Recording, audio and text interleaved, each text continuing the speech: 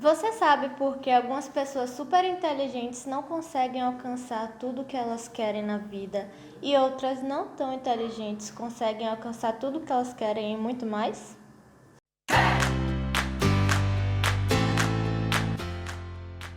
Uma observação importante. Eu não vou falar aqui sobre discrepâncias enormes entre privilégios. Pense sempre em duas pessoas que têm privilégios parecidos, certo? Porque a gente sabe que na vida tem pessoas que, se você pegar uma escada, vão estar lá no topo da escada quando nascem e outras estão aqui na base.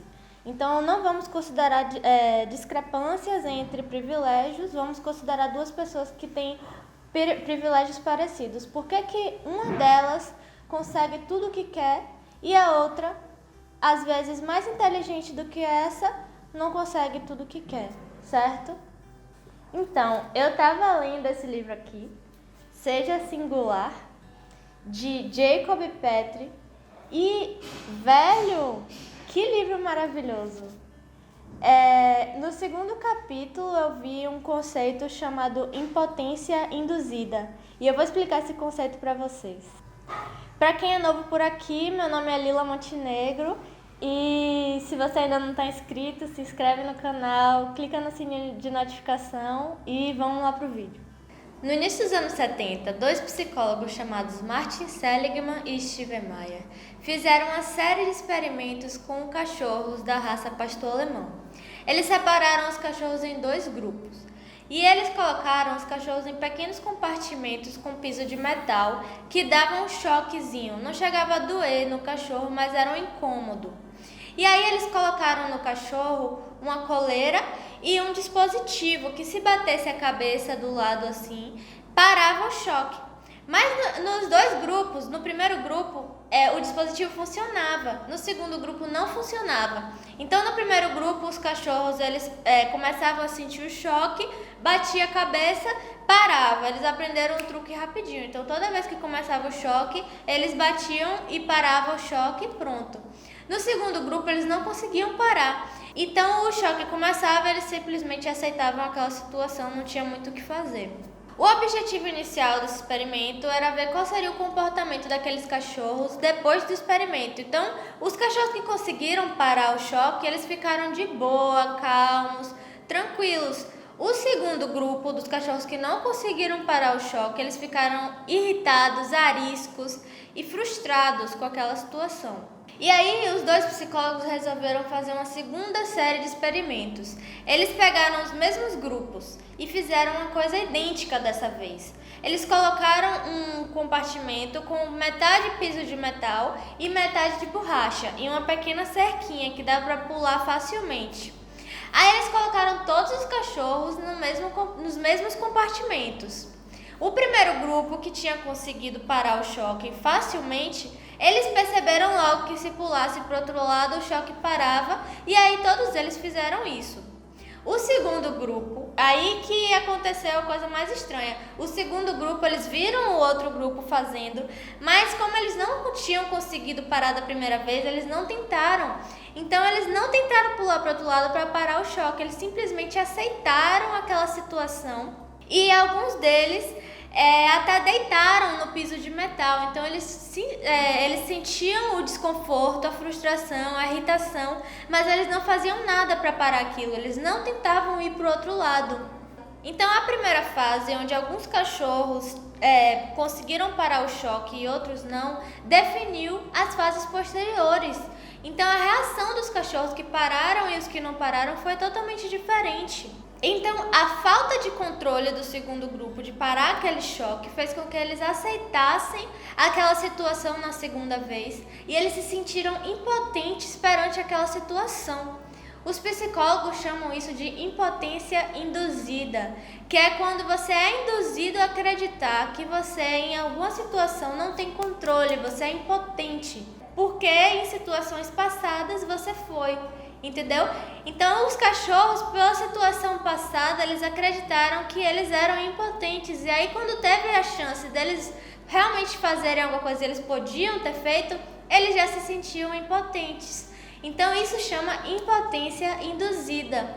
E tá bom, por que isso é tão importante? Porque isso acontece exatamente de forma igual nos humanos.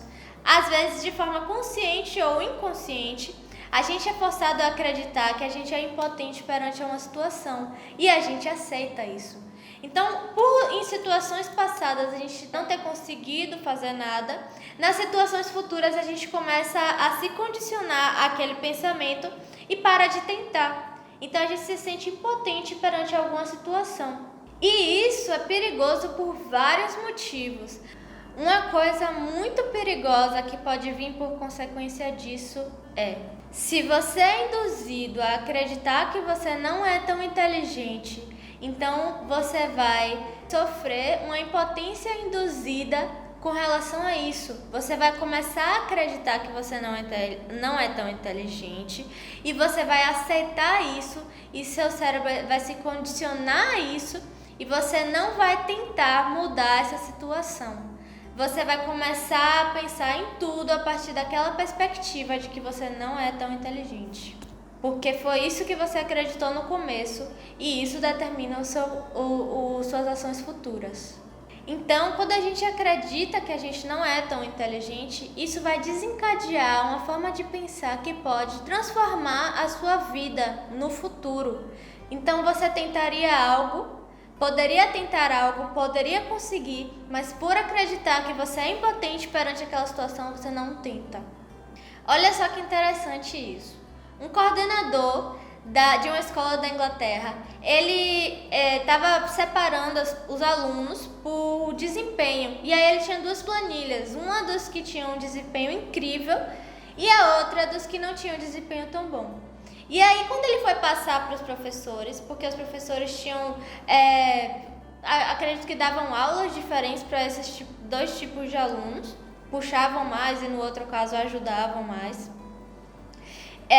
ele trocou as planilhas. Então ele botou os alunos que não tinham desempenho tão bom com as planilhas de alunos excelentes e o que não tinha, e os excelentes ele botou com as planilhas de não tão bom.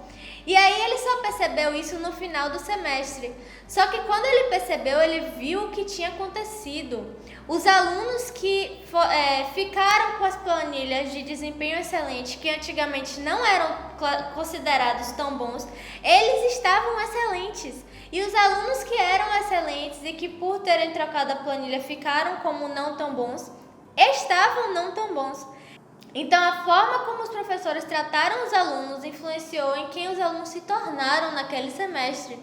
Então, os alunos que não eram tão bons se tornaram excelentes por causa do tratamento que eles tiveram. Eles começaram a acreditar que eles eram excelentes. E os que eram excelentes começaram a acreditar que não eram tão bons. E com isso tem uma problematização muito importante, porque a escola classifica como inteligentes aqueles alunos que conseguem aprender conteúdos de forma muito boa, reproduzir aqueles conteúdos em provas, memorizar conteúdos e tem um ótimo raciocínio lógico, entre outras coisas relacionadas a essas. Mas tem outras coisas que a escola não classifica como inteligência, como criatividade, atrevimento, resiliência, inconformismo. Esse tipo de característica está presente em pessoas que mudaram o mundo e a escola não caracteriza isso como inteligência. E aí, quando você faz isso, você tem um seleto grupo de alunos que você chama de muito inteligentes e aquela perspectiva paira sobre a sala toda e aí você, que é considerado muito inteligente, você começa a acreditar naquela situação, naquela circunstância que você é muito inteligente e que todos os outros não são tão inteligentes. E aí todo mundo começa a acreditar que aquelas pessoas inteligentes podem realizar grandes coisas e as pessoas que não são tão inteligentes começam a acreditar naquela realidade induzida a elas e apesar de que aquilo cause dor e sofrimento, elas não tentam mudar porque é a impotência induzida. Então elas começam a acreditar que elas não vão conseguir realizar grandes coisas e elas passam a aceitar tudo que é jogado para elas de oportunidades, achando que aquilo é o melhor que ela vai conseguir. Então ela vai passivamente viver aquela vida de frustrações e irritações e como se fosse o cachorro que nunca vai passar pro lado de borracha para parar de tomar choque. E, na verdade, toda essa classificação que a escola faz é muito perigosa, porque até as pessoas que são classificadas como super inteligentes, elas também podem se prejudicar muito. Porque, às vezes, você é classificado como super inteligente e aí você cai no mundo real, no mercado de trabalho, e você não... E aquele mercado de trabalho não supre suas expectativas. Você fica achando que você merecia muito mais e você nunca vai se encontrar em lugar nenhum. E você não luta tanto para conseguir o que você quer porque você acha que já deveria receber de graça porque você é super inteligente. Entendeu? Então prejudica tanto as pessoas que são consideradas super inteligentes e as pessoas que são consideradas não tão inteligentes. Claro que as pessoas consideradas super inteligentes, elas vão sair acreditando que elas podem fazer grandes coisas e muitas delas vão. Mas também existe esse outro lado da moeda pra gente pensar. E essa crença que a gente adquire, porque não é que a gente cria, a gente adquire do que as outras pessoas veem também. Essa crença induzida na gente sobre qual é a nossa inteligência vai prejudicar nossas ações futuras. Porque imagine aí, por exemplo, você não se acha muito inteligente. E aí você tem uma super ideia que está na gaveta há anos. E aí o seu chefe fala para você no meio de uma reunião: e aí, você tem alguma ideia que poderia ajudar a gente a crescer? Você vai achar, tipo, por você acreditar que você não é tão inteligente, que a sua ideia não é boa, então você não vai tentar falar, porque você vai ter medo de ser ridicularizado e não ser aceito e ser taxado de burro.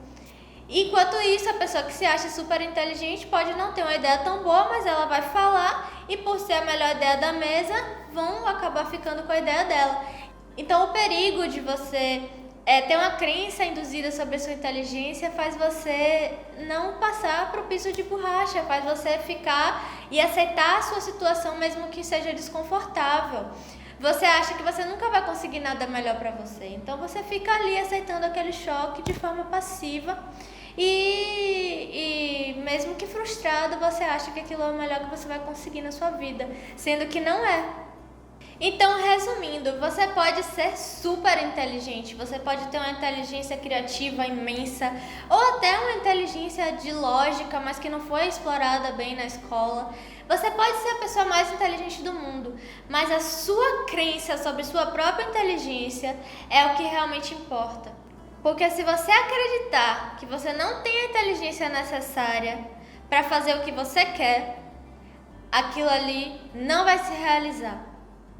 Mas se você acreditar que você tem, mesmo não tendo, aquilo pode se realizar. Então é isso, eu espero que vocês tenham entendido tudo que eu falei aqui. Não seja uma vítima da impotência induzida. Sempre questione, será que isso daqui realmente é uma situação que eu tenho que aceitar ou eu consigo mudar isso? Então é isso, gente. Eu espero que vocês tenham curtido o vídeo. Manda para um amigo que precisa ouvir isso. Comenta o que você achou. E é isso aí. A gente se vê na próxima.